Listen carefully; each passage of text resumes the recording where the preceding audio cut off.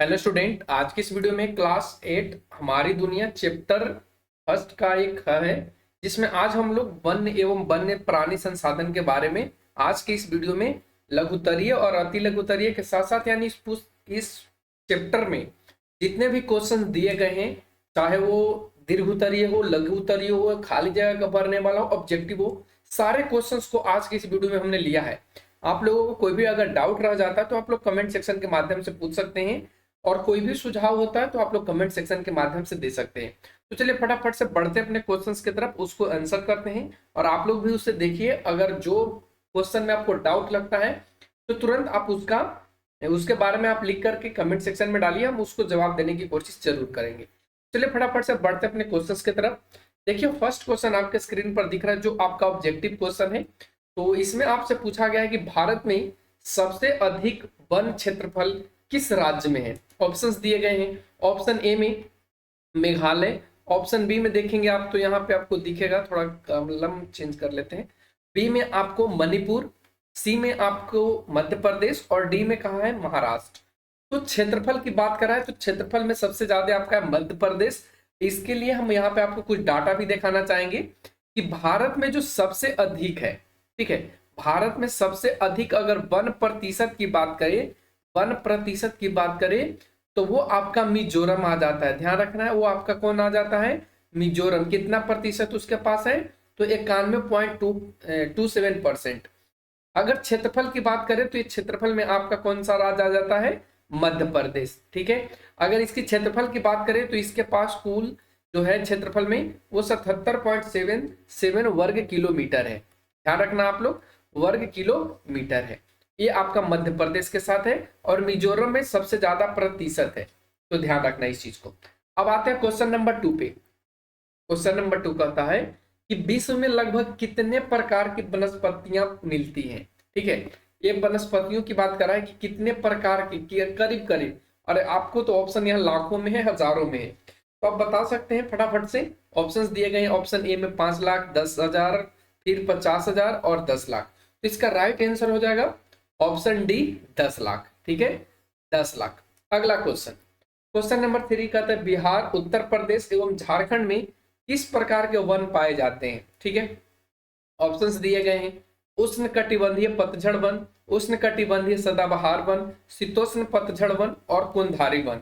तो आप लोग जब इस बुक को पढ़े होंगे, इस चैप्टर के पढ़े होंगे, तो आपको पढ़ाया गया हो कि उष्ण कटिबंधीय पतझड़ वन कैसा होता है, सदाबहार वन कैसा होता है, और शीतोष्ण जो पतझड़ वन है वो कैसा होता है, और कुंधारी।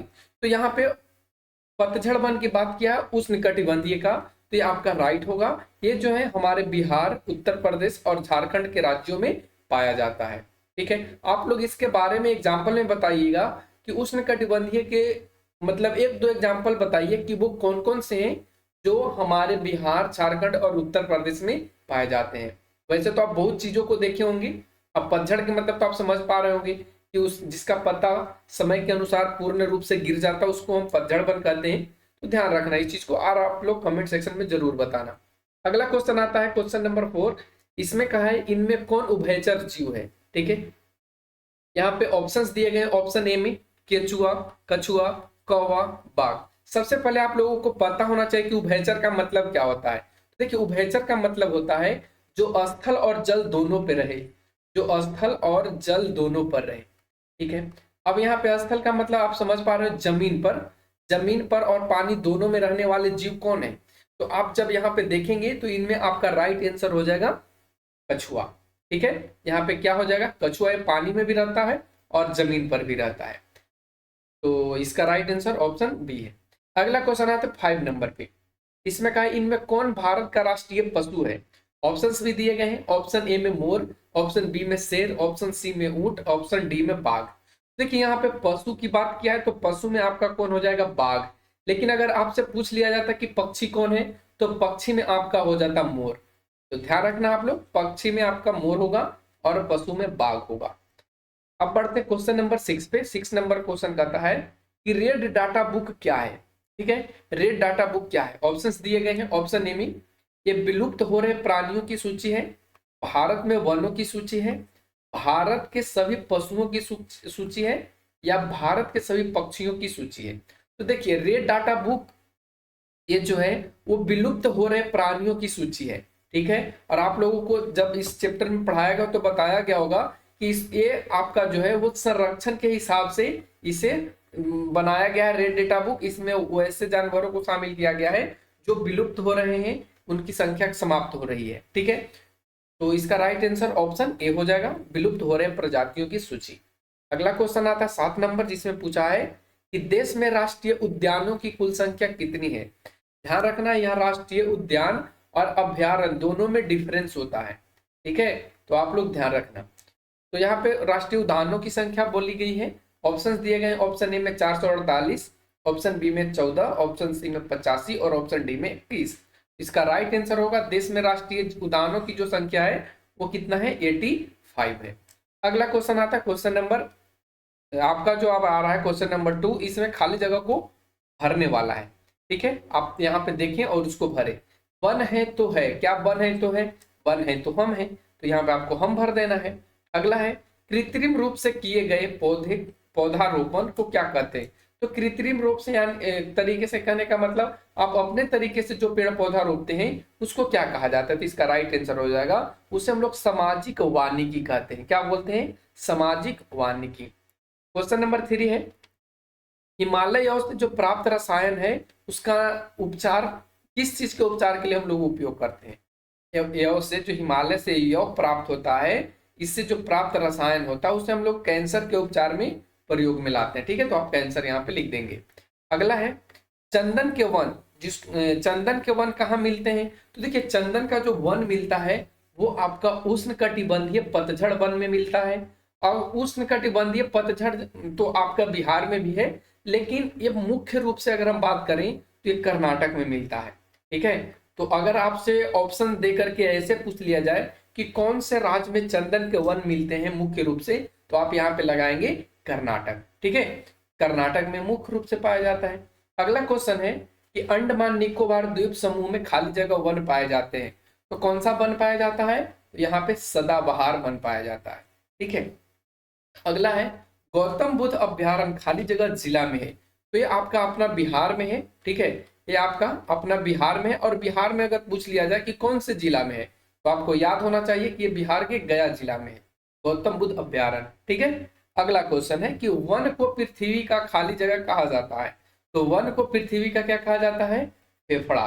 तो आप यहाँ पे लिख लेंगे फेफड़ा, ठीक है। देखिए हमने यहाँ पे लिखा भी है फेफड़ा। अब बढ़ते हैं आगे के क्वेश्चन। नेक्स्ट क्वेश्चन आपका जो है वो अधिकतम 50 शब्दों में देने वाला क्वेश्चन है, ठीक है। तो हम लोग यहाँ पे करेंगे। फर्स्ट क्वेश्चन है आपका जिसमें पूछा गया है कि सामाजिक वानिकी किसे कहा जाता है। तो हमने ऊपर भी समझाया था कि जो कृत्रिम तरीके से पेड़ पौधों को रोपा जाता है या उसको उगाया जाता है, तो ऐसे चीजों को हम लोग सामाजिक वानिकी कहते हैं। देखिए यहाँ पे हमने लिखा भी है कि समाज के पर्यावरण संबंधी जरूरतों को पूरा करने के लिए वनों का विकास किया जाना सामाजिक वानिकी कहा जाता है, ठीक है। तो आप समझ पाए होंगे सामाजिक वानिकी। जैसे एग्जाम्पल के रूप में अगर हम समझे तो हम लोग आम का पेड़ रोपते हैं। क्यों रोपते हैं, तो हम लोग अपने जरूरतों के पूरा करने के लिए रोपते हैं, उससे हम लोग को फल प्राप्त हो, उससे लकड़ी प्राप्त हो, तो इस चीज को हम लोग बोलते हैं सामाजिक वानिकी। एग्जाम्पल के रूप में आप ऐसे समझ सकते हैं। अगला क्वेश्चन आता है 2 नंबर, जिसमें कहा है उष्णकटिबंधीय सदाबहार वन के 3 प्रमुख वृक्षों के नाम लिखिए, ठीक है। उष्णकटिबंधीय सदाबहार वन के 3 प्रमुख वृक्षों के नाम लिखिए। इसका क्या आंसर होगा, तो नारियल हो जाएगा, ताड़ हो जाएगा, बरगद हो जाएगा, और भी आप लिखना चाहें तो आप अपने बुक से लिख भी सकते हैं। सिनकोना हो गया, ठीक है, सिनकोना भी है, फिर आयरन वुड भी इसी में आ जाता है। तो इन चीजों को हम उष्णकटिबंधीय सदाबहार वन के नाम से जानते हैं। अब आते हैं आगे के क्वेश्चन, क्वेश्चन नंबर 3, जिसमें कहा है कि किस वर्ग के लोगों के लिए वन जो है वो आश्रय स्थली का काम करता है। आश्रय स्थली का मतलब इसका क्या हुआ, तो आश्रय स्थली का मतलब हुआ कि जहाँ पे लोग निवास करते हैं, अपना घर बनाते हैं, अपने जनजातियों को वहां पे ठहराव बनाते हैं। तो वो कौन सा है, इसका राइट आंसर हो जाएगा जनजातीय वर्ग। जनजातीय वर्ग कहने का मतलब इसको आप ऐसे भी समझ सकते हैं घुमक्कड़ लोग, ठीक है, घुमक्कड़ घुमक्कड़ लोग। अब ये जो घुमक्कड़ लोग होते हैं, ठीक है, ये जो घुमक्कड़ लोग होते हैं वो वन में इनका आश्रय होता है, या आप ऐसे कह सकते हैं जनजातीय में बहुत सारा है, संथाल जनजाति, बहुत सारा जनजाति है, आपको हिस्ट्री में पढ़ाया गया होगा। और नहीं तो हम हिस्ट्री का जो भारतीय भवन बुक है उसका हम आप लोगों को सोल्यूशन कराने वाले हैं, तो आप लोग टेंशन ना लीजिए। और उसको समझाने के साथ साथ हम उसका मतलब एक्सप्लेनेशन भी करेंगे जैसे आपको मिल रहा है। अगला क्वेश्चन आता है 4 नंबर, जिसमें कहा है कि उन राज्यों के नाम लिखिए जहां देश में सदाबहार वन पाए जाते हैं। ठीक है, तो देखिए उत्तर में हमने लिखा है कि भारत में ऐसे जो वन है, ऐसे कहने का मतलब जो सदाबहार वन है वो पश्चिमी घाट के पश्चिम यानी कि महाराष्ट्र में, अंडमान निकोबार द्वीप समूह एवं उत्तर पूर्वी असम राज्यों में पाया जाता है। कौन सा वन? सदाबहार वन। ध्यान रखना सदाबहार वन कहाँ पाया जाता है, तो ये जो पाया जाएगा वो पश्चिम घाट के पश्चिमी क्षेत्र में, अंडमान निकोबार द्वीप समूह में और उत्तर पूर्वी राज्यों में। ठीक है, उत्तर पूर्वी की बात करें तो असम में, फिर अंडमान निकोबार तो आप समझ ही पा रहे होंगे, और पश्चिमी घाट में बात करें तो महाराष्ट्र जैसे राज्यों में। तो ध्यान रखना इस चीज को। अगला क्वेश्चन, क्वेश्चन नंबर 5 आता है कि वनों के कोई 3 महत्व को लिखिए। देखिए वन का 3 महत्व तो बहुत कम ही है, बहुत सारा महत्व है जिसका हम लोग इस्तेमाल भी करते हैं और उससे हम लोगों को फायदा भी है। देखिए हमने लिखा है कि वनों के 3 निम्नलिखित महत्व हैं। जैसे कि फर्स्ट में हमने लिखा है कि पर्यावरण को संतुलित रखता है, पर्यावरण संबंधी कोई भी चीज है इसको वो अच्छा से रखता है। फिर इसके बाद भूस्खलन एवं मृदा अपरदन रोकने में सहायक होता है। और थर्ड में हमने लिखा है कि ये जो महत्वपूर्ण जड़ी बूटियां हैं, जो औषधि हैं, वो पौधा इन्हीं से प्राप्त की जाती है, वनों से ही प्राप्त की जाती हैं। तो इन तरीकों से हम देख सकते हैं कि वन का महत्व है, और हमने यहाँ पे आपको लिखा है। आप और भी तरीके का लिख सकते हैं, इसमें कोई दिक्कत नहीं है आप लोगों को। ठीक है, अब हम लोग आते हैं क्वेश्चन नंबर नेक्स्ट जो आपका 4 है। इसमें आपको अधिकतम 200 शब्दों में जवाब देना है। ठीक है, तो चलिए देते हैं। फर्स्ट क्वेश्चन कहता है कि वन से आप क्या समझते हैं। सबसे पहला क्वेश्चन है वन से आप क्या समझते हैं, और भारत में जो पाए जाने वाला वन है उसका विस्तृत वर्णन दीजिए। तो देखिए आपको विस्तृत वर्णन दे दिया कहने का, तो इसका मतलब हुआ कि आप इसको डिटेल से बताइए, और इस क्वेश्चन का जो आंसर होगा थोड़ा बड़ा होगा। ठीक है, तो चलिए फर्स्ट में हमने लिखा है कि वन होता क्या है।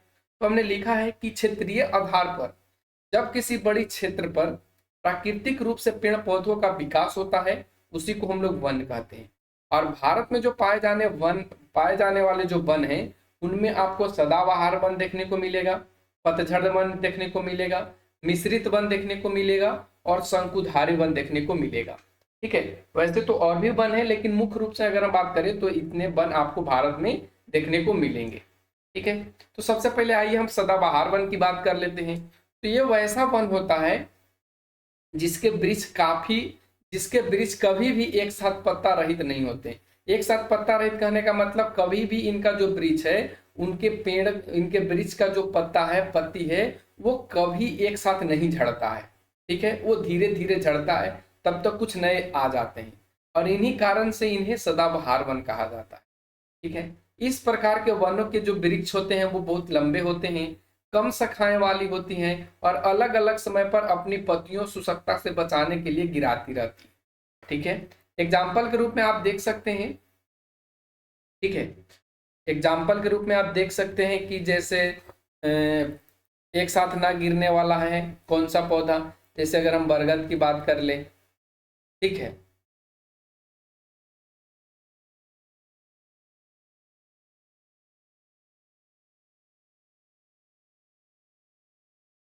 हाँ ठीक है, तो यहाँ पे आप देख सकते हैं कि ये सब जो वन है जो वो भारत के पश्चिमी घाट महाराष्ट्र में पाए जाते हैं, अंडमान निकोबार द्वीप में पाए जाते हैं और उत्तर पूर्वी असम राज्यों में पाया जाता है। ये कौन सा वन है, तो ये आपका जो है वो सदाबहार वन है। और अब हम लोग अगला क्वेश्चन करते हैं पतझड़ वन।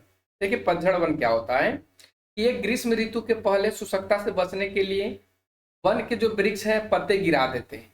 ठीक है, और जिससे सारा वन एक साथ पत्ता रहित हो जाता है। इसमें क्या होता है कि जैसे सागवान है, रोजवुड है, चंदन है, शीशम है, ये सब क्या करते हैं कि ग्रीष्म ऋतु आने से पहले, ठीक है, ग्रीष्म ऋतु के पहले यानी ग्रीष्म ऋतु आने के पहले ये सारे पत्ते को गिरा देते हैं, और इस टाइम जो ऋतु होता है उसको हम लोग बसंत ऋतु भी बोलते हैं।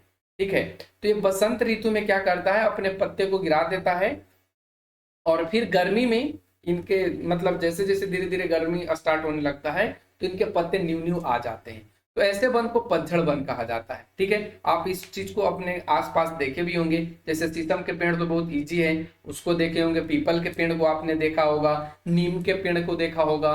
तो ऐसे जो पेड़ के वन होते हैं उसको हम लोग पतझड़ वन के नाम से जानते हैं।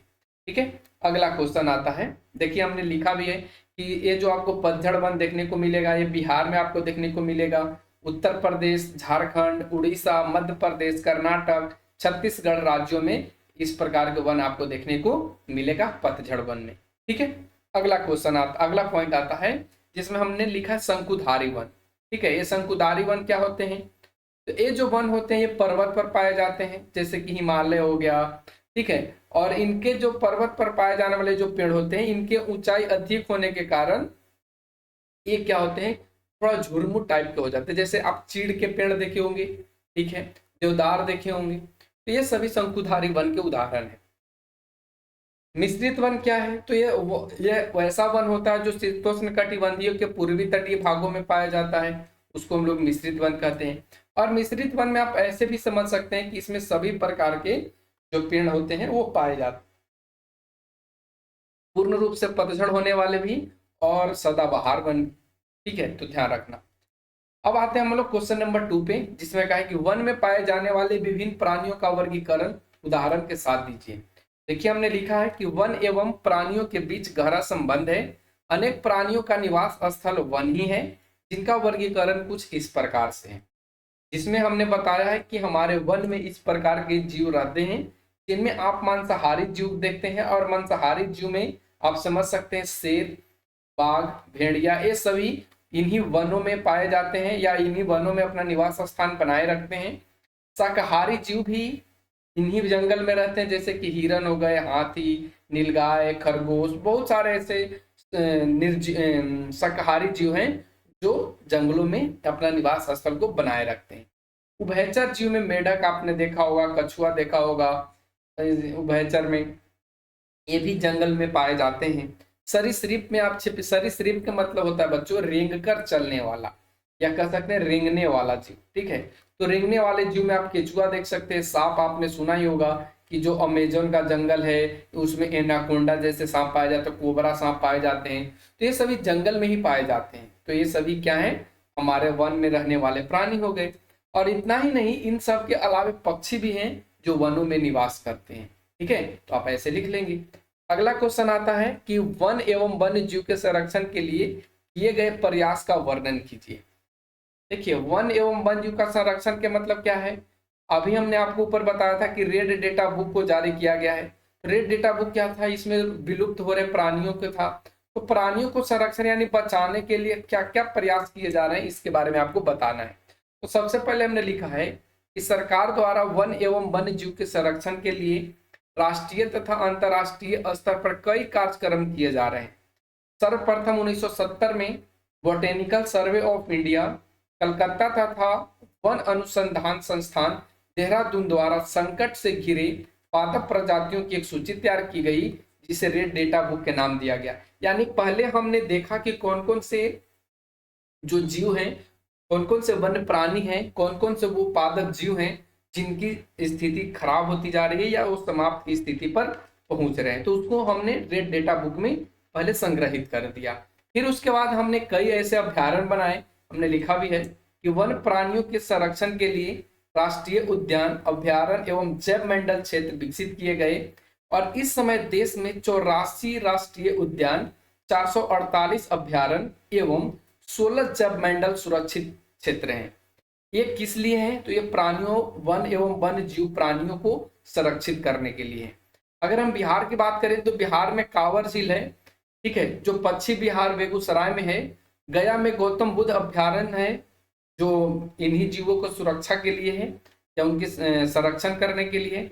पश्चिम चंपारण में वाल्मीकि नगर वन्य प्राणी अभ्यारण्य प्रसिद्ध है इन जीवों के लिए। ठीक है, तो इस चैप्टर के सारे क्वेश्चंस का आंसर आप लोगों को उपलब्ध करा दिया गया। कैसा लगा आज का ये वीडियो कमेंट सेक्शन के माध्यम से आप लोग बता सकते हैं। आगे आने वाले वीडियो के लिए आप लोग चैनल को सब्सक्राइब कर लीजिए। Thanks for watching, take care, bye bye.